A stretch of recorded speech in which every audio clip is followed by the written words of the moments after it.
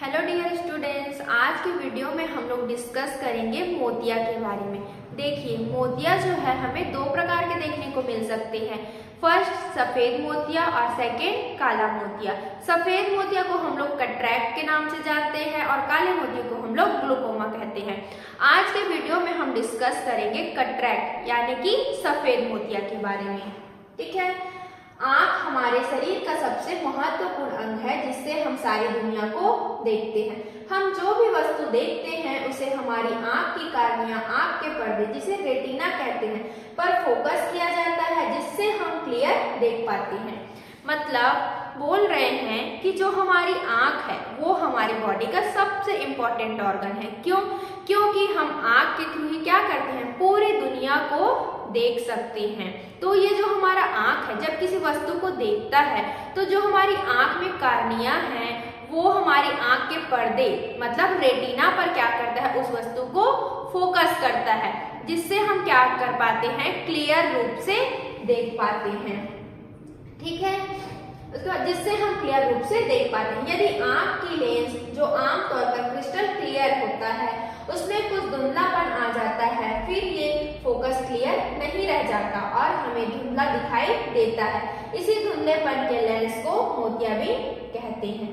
मतलब जब फोकस जो है क्या हो जाता है, क्लियर नहीं हो पाता। ठीक, अगर हम किसी वस्तु को देख रहे हैं तो कॉर्निया क्या करती है, लेंस रेटिना, ठीक है, सॉरी हमारी आंख की जो पर्दे जिसे हम कहते हैं रेटिना, उस पर फोकस करता है जिसके द्वारा हम अपनी लेंस से क्या करते हैं, क्लियर देख पाते हैं। यदि उस लेंस में क्लियर नहीं रहा, धुंधलापन आ जाता है, ठीक है, तब उस स्थिति को हम लोग बोलते हैं मोतियाबिंद। ठीक है, कौन कौन से सिम्टम्स हमें दिखाई देंगे, लक्षण, कौन कौन से लक्षण हमें मोतियाबिंद में देखने को मिल सकते हैं। तो सबसे पहले जैसा मैंने आपको बताया, देखने में धुंधलापन महसूस होगा। ठीक है, मतलब वो किसी भी वस्तु को क्लियर रूप से नहीं देख पाएगा। इसके बाद कुछ व्यक्ति के में क्या होगा, देखिए उनको महसूस होगा कि रोशनी के चारों तरफ घेरा रंगीन दिखाई देता है, हालांकि ये काले मोतिया वाले के में ज्यादा दिखाई देगा। कुछ व्यक्ति आपको ऐसे मिलेंगे जिनको लगेगा, उनको रहेगा तो सफेद मोतिया, ठीक है, लेकिन उनको क्या लगेगा कि जब वो रोशनी की तरफ देख रहे हैं, लाइट की तरफ देख रहे हैं, तो उनको रंगीन घेरा दिखाई देगा। लेकिन ज्यादातर ये सिम्टम्स हमें काले मोतिया वाले के में दिखते हैं। लेकिन कुछ व्यक्ति ऐसे हो सकते हैं जिनको अगर सफेद मोतिया है तो उन्हें रोशनी की तरफ रंगीन घेरे दिखाई दे सकते हैं। उसके बाद इसके अलावा एक खास तरह का सफेद मोतियाबिंद होता है जिसे मरीज को दिन के समय ज्यादा धुंधला दिखाई देता है। मतलब सफेद मोतियाबिंद में ऐसा भी हो सकता है कि व्यक्ति को दिन के समय बहुत अधिक धुंधला दिखाई दे, वो रात में थोड़ा अच्छे से देख पाएंगे, लेकिन दिन के समय क्योंकि ज्यादा रोशनी है इसलिए उनको देखने में और अधिक कठिनाई हो सकती है, उनको ज्यादा धुंधलापन महसूस होगा। ठीक है, उसके बाद थर्ड है, एक वस्तु मल्टीपल दिखाई देती है जिसे पोलियोपिया कहा जाता है। ठीक है, मतलब जब कोई वो वस्तु देखेगा तो उसे 2 या 3 डबल या ट्रिपल दिखाई देगा। इस स्थिति को हम लोग बोलते हैं पोलियोपिया। ठीक है, तो ये जो है ये सिम्टम्स हैं। ठीक, अब हम लोग जान लेते हैं कि जो सफेद मोतिया है, ठीक है, या तो आप उसके टाइप्स इसको बोल सकते हैं या तो अलग अलग कारण से जो है ये मोतिया अलग अलग टाइप का होता है। ठीक है, तो आइए हम लोग जानते हैं कि सफेद मोतिया में भी किन किन कारणों से मोतिया हो सकता है। तो सबसे पहले है सिनाइल मोतियाबिंद। फर्स्ट है हमारा सिनाइल मोतियाबिंद। तो सिनाइल मोतियाबिंद क्या है, वृद्धावस्था में होने वाला सफेद मोतियाबिंद उम्र की वजह से पाया जाता है। 50 की आयु के बाद किसी भी व्यक्ति का लेंस धुंधला होता है और मोतिया आता है तो इसे सामान्य माना जाता है। मतलब जो सिनाइल मोतियाबिंद है, ठीक है, वो किस कारण से होता है, एज फैक्टर के कारण होता है। यदि 50 की उम्र के बाद किसी को धुंधलापन लग रहा है तो वो एज के कारण हो सकता है और हम इसे नॉर्मली ले सकते हैं एज फैक्टर के कारण।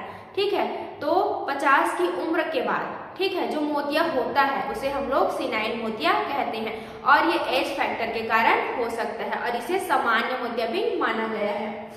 उसके बाद है सेकेंड है हमारा ट्रोमेटिक मोतियाबिंद। चोट से होने वाला मोतियाबिंद, आंख पर लगने वाले चोट से हमारा क्रिस्टलाइन लेंस डैमेज हो जाता है और मोतियाबिंद बन सकता है, इसे ट्रोमेटिक मोतिया कहते हैं। सेकेंड है हमारा ट्रोमेटिक मोतिया, किसी कारणवश जब हमारे आंख में क्या हो जाएगा, चोट लग जाएगा, तो फिर क्या हो सकता है, हमारा लेंस डैमेज हो सकता है, जिसके कारण मोतिया हो सकता है। इस मोतिया को हम लोग बोलेंगे ट्रोमेटिक मोतिया। उसके बाद थर्ड है हमारा मेटाबॉलिक मोतिया, जो शरीर की अन्य सिस्टेमिक डिसीज के कारण हो जाता है, जैसे डायबिटीज, कैल्शियम की कमी, फास्फोरस की अधिकता, तो संभावना होती है। और इसके अलावा मदर टू फिटस, ठीक है, सिफिलिस, रुबेला जैसी बीमारी है तो बच्चे को सफेद मोतिया होने की संभावना होती है, ठीक है।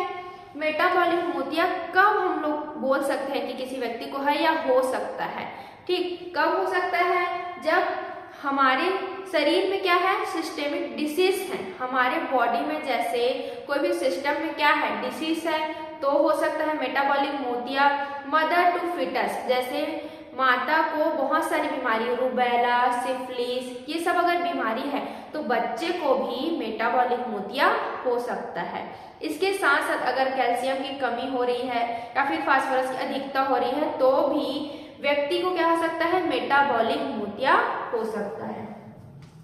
इसके बाद है डेवलपमेंट की कैटरेक्ट, मतलब डेवलपमेंट की मोतिया पैदा होने से लेकर युवावस्था के बीच में होते हैं, तो इस प्रकार से या विभिन्न प्रकार के सफेद मोतिया हो सकते हैं।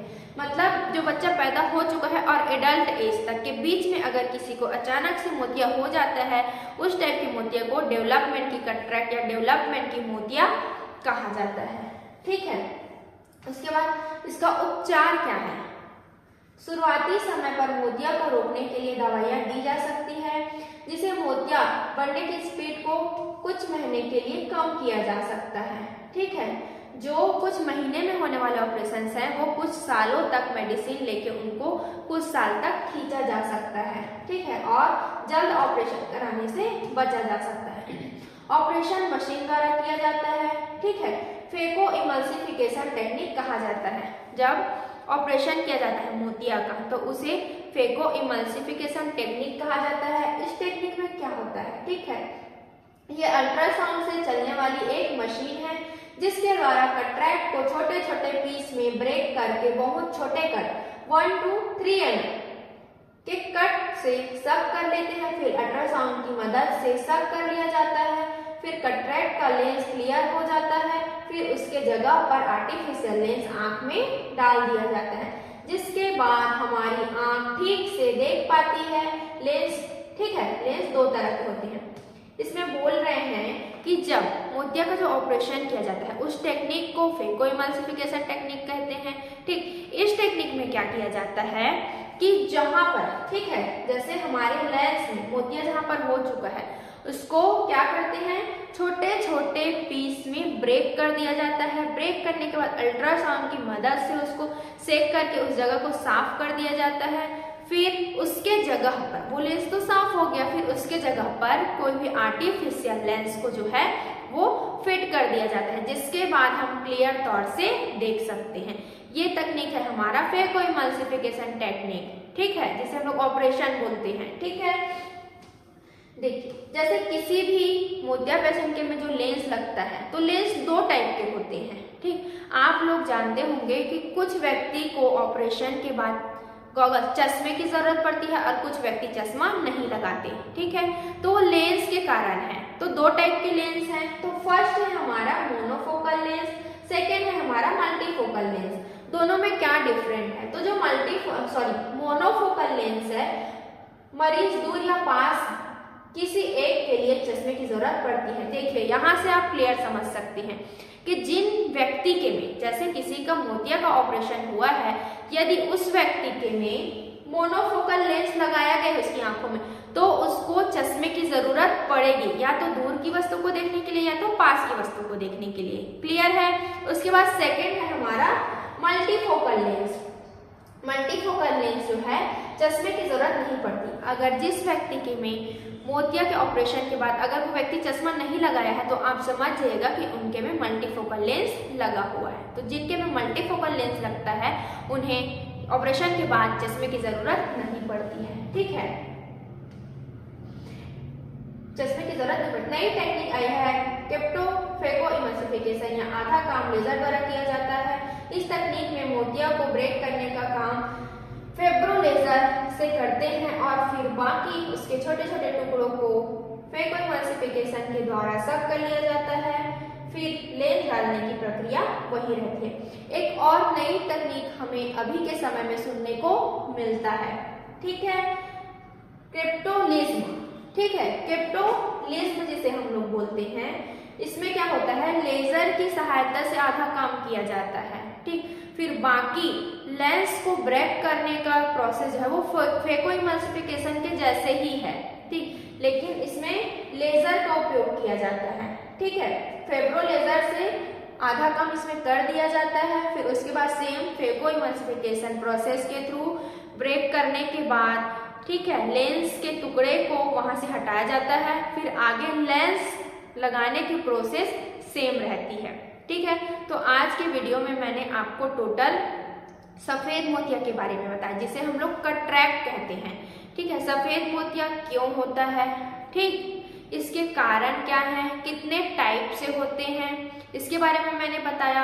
और इसको ऑपरेशन के थ्रू जब ठीक करते हैं तो उस तकनीक को क्या कहा जाता है, इसके बारे में मैंने टोटल आपको जानकारी दी।